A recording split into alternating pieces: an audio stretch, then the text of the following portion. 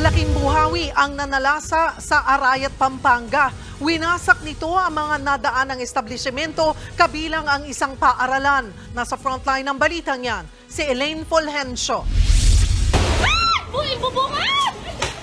Napatili sa takot ang mga gurong ito sa Arayat, Pampanga nang biglang humambalos ang malalakas na hangin sa kandating National High School. Agad nilang isinarang bintana habang ang ilan kanya-kanyang tago sa mga lamesa.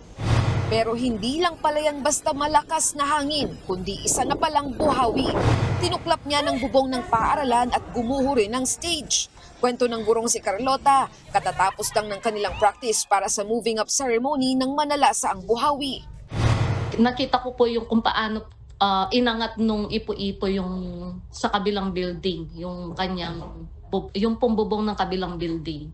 Tapos after po noon, meron kaming narinig na parang bumagsak. Yun na nga po pala yung stage namin. Seconds lang po siya, ang bilis po nung pangyayari. Mabuti na lang daw, nakauwi na ang mga bata bago pa man ito manalasa sa paaralan. Pero hindi lang eskwelahan ang sinalanta ng buhawi. Umabot ito sa residential area kung saan nagkalat ang mga debris. Kabi-kabilang bahay din ang nasira. Sa datos ng Municipal Disaster Risk Reduction and Management Office ng Arayat, 55 pamilya ang apektado sa pananalasa ng buhawi. Katumbas niya ng higit 200 individual. Pumalo naman sa 22 milyon pesos ang pinsala nito sa infrastruktura, habang 8 milyong piso naman sa agrikultura. Pero paano nga ba nabubuo ang mga buhawi? Paliwanag ng isang eksperto, nabubuo ang buhawi sa ibabaw ng lupa kasabay ng isang thunderstorm.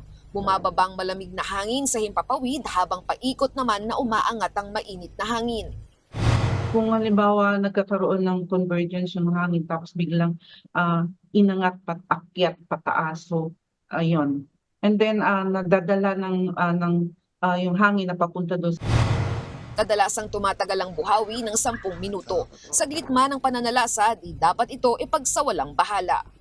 Yung mga maliliit na mga materials o mga light materials na nasa baba, kaya niyang iangat yung mga light materials. Kaya yun ang hazard na kaakibat ng isang tornado.